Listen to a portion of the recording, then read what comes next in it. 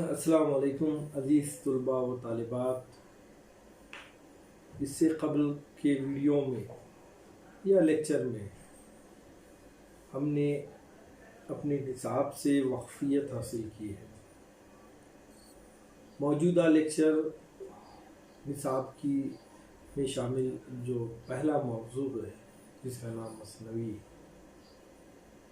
اس پر انشاءاللہ تعالی ہم گفتگو کریں گے، اس پر روشنی ڈالیں گے، مثنوی کو پڑھیں گے. چونکہ ہمارے نصاب میں مثنوی کے علاوہ قصیدہ، مرثیہ اور خطاب بھی شامل ہے. یہ سبھی شاعری کی الگ الگ اقسام ہیں. انشاءاللہ تعالی ان کو بھی ہم سلسلے وار پڑھیں گے. مثنوی دراصل ہمارے شعری اصناف میں ایک بہت ہی اہم صنف تصور کی جاتی ہے. ویسے شاعری کی جتنی اقسام ہیں وہ ہر جگہ اپنی ایک اہمیت رکھتی ہیں، ایک وقت رکھتی ہیں. جیسے غزل ہے، پوری دنیا غزل سے واقف ہے اور اس کو قدر و منزلت کی نگاہ سے دیکھتی ہے. یہ اور بات ہے کہ ایک زمانے میں غزل پر ہی جو ہے مختلف اعتراضات قائم کیے گئے تھے، لیکن وقت کے چلتے چلتے غزل نے اپنے آپ کو بڑا ہی سخت جان بنا کر پیش کیا، اپنے دامن کو وسیع کیا، اپنے موضوعات کو وسیع کیا، اور وہ نقاد جنہوں نے غزل پر تنقید کی تھی اس کا بھرپور جواب دیا. تو غزل کی اپنی جگہ اہمیت ہے، نظم کی اپنی جگہ اہمیت ہے، مرثیے کی اپنی جگہ اہمیت ہے، قصیدے کی اپنی جگہ اہمیت ہے. ہر صنف سخن اپنی جگہ جو ہے اہمیت رکھتی ہے، اور ہر صنف سخن اپنی تعریف کے مطابق اپنے دامن میں اپنی تعریف سے متعلقہ موضوعات کو سمیٹے ہوئے رہتی ہے. جیسے غزل کی تعریف ہے کہ محبوب سے گفتگو کرنا، سخن بیار گفتن کے ہوتے ہیں. جب ہم غزل کو دیکھتے ہیں یا غزل کو پڑھتے ہیں تو شاعر غزل میں اپنی محبوب کی محبت کا اظہار کرتا ہے، اس کے سراپے کو بیان کرتا ہے، اس سے ملاقات کی باتیں کرتا ہے، اس کے وصل سے لطف اندوز ہوتا ہے، اس کے ہجر سے غمگین ہوتا ہے، اور تمام باتیں عشق و محبت سے جو منسوب کی جاتی ہے ہمیں وہ غزل میں پڑھنے میں مل جاتی ہے. ویسے مرثیہ بھی ایک صنف ہے جس میں مرنے والے پر غم کا اظہار کیا جاتا ہے، یا پھر کربلائی موضوعات اس میں شامل ہوتے ہیں. حضرت امام حسین رضی اللہ تعالی اجمعین سے محبت کا اظہار کیا جاتا ہے، آپ کی شہادت کا اس میں جو ہے غم بیان کیا جاتا ہے. آپ پر جو مظالم ڈھائے گئے کوفہ شہر میں، میدان کربلا میں، آپ کو جو پیاسا رکھا گیا، دریائے فرات کا پانی آپ پر جو ہے روک دیا گیا، تمام باتوں کا احاطہ کرتے ہوئے جو ہے یہ صنف نظر آتی ہے. چونکہ اس صنف کی تعریف ہی کچھ اس طرح ہے کہ اس میں جو کچھ بھی پیش کیا جاتا ہے وہ مرنے والوں کے سے متعلق ہوتا ہے یا پھر کربلا سے متعلق. جب اس قسم کی کوئی نظم ہمارے سامنے آتی ہے یقیناً ہم کہہ سکتے ہیں کہ یہ جو ہے مرثیہ ہے. یعنی تعریف جو ہوتی ہے اور تعریف کے مطابق جو صنف سخن پیش کی جاتی ہے اس سے ہم اس کی نام کو پہچان سکتے ہیں، تعریف اس کی شناخت دیتی ہے. اسی طرح مثنوی کی بھی ایک تعریف ہے، مثنوی کی بھی ایک اپنی پہچان ہے. مثنوی کی بھی شاعری کے صنف سخن میں اپنی ایک وقت ہے، ایک اہمیت ہے، ایک درجہ ہے، اور وہ اپنے اندر مختلف موضوعات کو سمو کر قارئین کے سامنے پیش ہوتی ہے۔ عموماً مرثیے میں قصہ یا واقعہ بیان کیا جاتا ہے، کسی بادشاہ کی واقعہ بیان کیا جاتا ہے، کسی کے عشق و محبت کی داستان بیان کی جاتی ہے، قصہ بیان کیا جاتا ہے۔ یہ بیانوی صنف ہے۔ اصل میں مثنوی اس نظم کو کہتے ہیں، اگر ہم اس کی تعریف دیکھنا چاہیں، پڑھنا چاہیں، تو کچھ اس طرح کی ہے کہ مثنوی اس نظم کو کہتے ہیں جس میں ہر شعر کے دونوں مصرے مخفف ہو۔ اب مثنوی آپ کے سامنے پیش کی گئی ہے، ظاہری بات ہے مثنوی جو ہے بڑی طویل ترین نظم کو کہتے ہیں۔ اب اس کے تمام اشعار کا جب ہم مطالعہ کرتے ہیں تو ہمیں محسوس ہوتا ہے، بلکہ اس بات کا احساس ہوتا ہے کہ مثنوی کے ہر شعر کے دونوں مصرے ہم قافیہ ہیں، ایک جیسے قافیہ اس میں شامل ہے۔ اب ایک شعر ہو گیا جس کے دونوں مصرے ہم قافیہ ہیں، اب جب دوسرا شعر ہم پڑھتے ہیں تو اس کے قافیہ بھی ہم قافیہ ہیں اپنے شعر کے مطابق، لیکن وہ پہلے شعر سے الگ الگ ہیں۔ پہلے شعر میں جو قافیہ تھے وہ قافیہ دوسرے شعر میں نہیں ہوتے ہیں۔ دونوں مصروں کے قافیے، پہلے شعر کے مصروں کے قافیے، دوسرے شعر کے مصروں کے قافیے الگ الگ ہوتے ہیں۔ مولانا عبدالسلام ندوی اس سلسلے میں اور مزید وضاحت کے ساتھ کہتے ہیں کہ اس کی تعریف کو مزید وضاحت کے ساتھ انہوں نے پیش کی ہے۔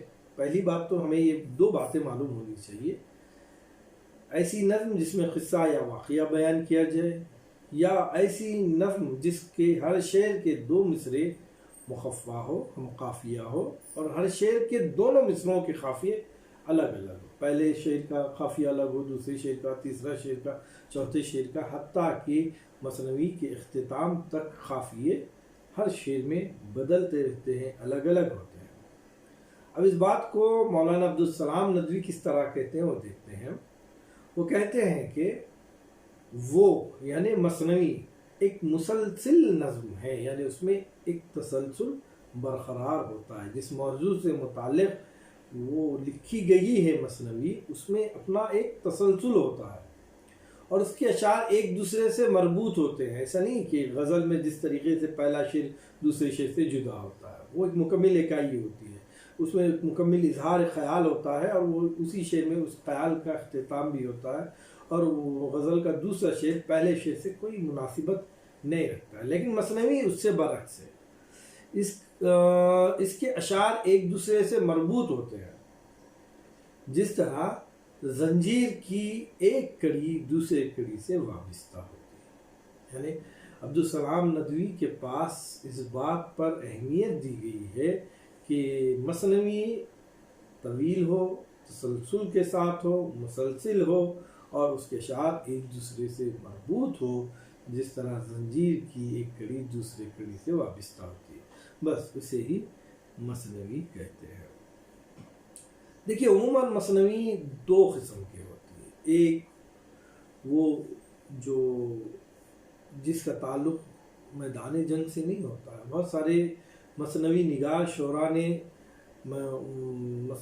ایسی مثنویات پیش کی ہیں، لکھی ہیں جس میں میدان جنگ کا تذکرہ ہے، اور زیادہ تر مثنوی ایسے ہوتے ہیں جس میں عشق و محبت کی باتیں ہوتی ہیں، کوئی واقعات بیان ہوتے ہیں، بادشاہوں کے محلوں کی داستانیں بیان ہوتی ہیں۔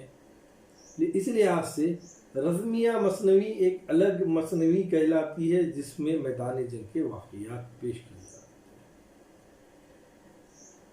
اور اس مثنوی کے لیے مختلف بحریں ہیں، بحر متقارب اور بزمیہ۔ رزمیہ کے لیے بحر متقارب اور بزم کی جو مثنوی پیش کی جاتی ہے اس کے لیے بحر حزج یا بحر سری کا استعمال کیا جاتا ہے۔ یعنی مثنوی دو قسموں کی ہوتی ہے، ایک رزمیہ ہوتی ہے اور ایک بزمیہ ہوتی ہے۔ رزمیہ میں میدان جنگ کی باتیں پیش کی جاتی ہیں، ان کی بہادری کے واقعات پیش کیے جاتے ہیں، بادشاہوں کے سپاہیوں کے حوصلوں کی بات کی جاتی ہے، ان کے میدان جنگ میں لڑنے کی باتیں کی جاتی ہے، حرب و ضرب کی باتیں کی جاتی ہے، ہتھیاروں کی بات کی جاتی ہے۔ اور دوسری ہوتی ہے بزمیہ، اس کا تعلق بزم سے ہوتا ہے، اور اس مثنوی کو پیش کرنے کے لیے بحر حزج یا بحر سری جیسے بحر کا استعمال کیا جاتا ہے۔ اب جس طرح ہم دیکھتے ہیں کہ مرثیے کے بھی مختلف اجزاء ہیں اور وہ تمام جز ملا کر مرثیہ بنتا ہے، ویسے ہی جو ہے مثنوی کے بھی اجزاء ہیں، اور وہ 5 اجزاء ہیں، اور ان 5 اجزاء یا عناصر کو میں آپ کے سامنے پیش کرتا ہوں۔ مثنوی عموماً شروع ہوتی ہے حمد و نعت سے۔ حمد و نعت یہ دونوں بھی تو شعری صنف ہیں، بچپن سے ہم پڑھتے آئے۔ حمد اس صنف سخن کو کہتے ہیں جس میں اللہ رب العزت کی تعریف و توصیف بیان کی جائے۔ رب العالمین کی تعریف جس صنف سخن میں بیان کی جاتی ہے اس کو حمد کہتے ہیں۔ مثنوی نگار اپنی مثنوی کی ابتدا حمد سے کرتا ہے، باعث برکت کے لیے، قبولیت کے لیے، رب العالمین کی مدد و نصرت حاصل کرنے کے لیے، اور اپنا تعلق رب العالمین سے جوڑنے کے لیے بھی مثنوی نگار حمد سے اپنی مثنوی کو شروع کرتا ہے۔ اس کے بعد نعت آتی ہے۔ نعت بھی اسے اس صنف سخن کو کہتے ہیں جس میں آقا نامدار سرور کونین حضرت محمد عربی صلی اللہ علیہ وسلم پر کی شان مبارک میں جو پڑھا جاتا ہے اس کو نعت کہتے ہیں۔ اور دونوں بھی پڑھنا، یعنی حمد بھی پڑھنا، نعت بھی پڑھنا یقیناً باعث ثواب ہے، نیکی ہے۔ حمد پڑھتے ہیں تو رب العالمین سے اپنی ذات کی وابستگی کا اظہار کرتے ہیں، اپنی محبت کا اظہار کرتے ہیں، والہانہ عقیدت کا اظہار کرتے ہیں۔ نعت پاک پڑھتے ہیں تو اس سے حضور پاک صلی اللہ علیہ وسلم کی بارگاہ میں سے پیش کر اپنی محبت و عقیدت کا اظہار کیا جاتا ہے، اپنے امتی ہونے کا اقرار کیا جاتا ہے، سرور کونین صلی اللہ علیہ وسلم کی غلامی کو قبول کرنے کا اظہار ہوتا ہے، ان سے وابستگی کا اظہار ہوتا ہے۔ اب یہ عناصر تکمیل ہونے کے بعد شاعر دوسرے عنصر پر آتا ہے، دوسرے جز پر آتا ہے، اور دوسرا جز یا عنصر کیا ہے؟ مداح فرمان روائے وقت۔ وہ جس علاقے میں رہتا ہے، جس ملک میں رہتا ہے، اس ملک کے، اس علاقے کے جو بادشاہ ہوتے ہیں، حاکمین ہوتے ہیں، ان کی تعریف و توصیف میں وہ کچھ اشعار پیش کرتا ہے، اور یہ دوسرا جز ہوتا ہے مثنوی کا۔ ظاہری بات ہے جب مثنوی لکھی جاتی ہے، وہ مثنوی لکھ کر بادشاہوں کی خدمت میں پیش کی جاتی تھی اس زمانے میں، یا فرمان روائے وقت کے خدمت میں پیش کی جاتی تھی۔ ایسا بھی بہت ساری مثنویوں کے تعلق سے ہوا ہے کہ بہت سارے فرمان روائے وقت بادشاہ نوابین نے اصرار کیا ہے شعراء کو کہ آپ اس موضوع پر مثنوی لکھیے۔ اب لکھتے تو پھر لکھنے کے بعد اس کا دوسرا سب سے اہم مقصد ہوتا کہ اس کو وقت کے نوابین بادشاہوں کی خدمت میں پیش کیا جائے، تعریف و توصیف حاصل کی جائے، انعام و اکرام حاصل کیا جائے۔ لہذا ان کو جب ان کے سامنے یہ صنف یعنی یہ مثنوی جب پیش کی جاتی اور اس میں ان کی تعریف ہوتی تو یقیناً پڑھنے والے کو اس سے مسرت حاصل ہوتی۔ بس اسی مقصد کے لیے مداح فرمان روائے وقت، وقت کے بادشاہ کی، وقت کے نوابین کی یا حاکمین کی اس میں تعریف کی جاتی ہے۔ اب اس کا تیسرا جز ہے تعریف شعر و سخن۔ شاعر اپنے اشعار کی تعریف کرتا ہے، اس نے جو کچھ بھی اشعار پیش کیا ہے، اس کی جو شاعرانہ صلاحیت ہے، اس کی جو شاعرانہ خوبی ہے، اس نے جو مثنوی پیش کی ہے، اس کی تعریف جو ہے اس جز میں وہ کرتا ہے۔ اس کے بعد چوتھا جو موضوع ہے وہ بڑا اہم ہے۔ اب اس موضوع میں وہ اپنے اس نے جو ارادہ کیا ہے، جس موضوع پر اس کو مثنوی لکھنا ہے، اس مثنوی کی طرف وہ آتا ہے، اصل موضوع کی طرف وہ لوٹ آتا ہے، اور اس میں اس کو اپنے جوہر دکھلانے ہوتے ہیں، اس کو اپنے تمام شاعرانہ خوبیوں اور صلاحیتوں کو پیش کرنا ہوتا ہے۔ اس جز میں اگر وہ بہترین مثنوی پیش کرتا ہے، بہترین خیالات پیش کرتا ہے، بہترین اشعار پیش کرتا ہے، تو یقیناً اس کی مثنوی لازوال بن جاتی ہے۔ ہم دیکھتے ہیں کہ اردو کے بہت سارے مثنویاں ایسے ہیں جو آج بھی اپنی جگہ بہت زیادہ اہمیت رکھتے ہیں۔ تو یہ بڑا ہی اہم عنصر ہے، بڑا ہی اہم جز ہے، جس میں شاعر اپنے قصد کا ارادہ کرتا ہے، اصل موضوع کو پیش کرتا ہے، اور اس کے بعد آخری میں جو آتا ہے حصہ پانچواں، آخری جو جز ہے وہ ہے خاتمہ۔ اب اس کو بہت ہی صلاحیت سے مثنوی کے قصے کو سمیٹتے ہوئے ایک خوشگوار اختتام کی طرف کہ پڑھنے والا قاری اس سے متاثر ہو، اس طرح اس کو جو ہے خاتمہ کرنا۔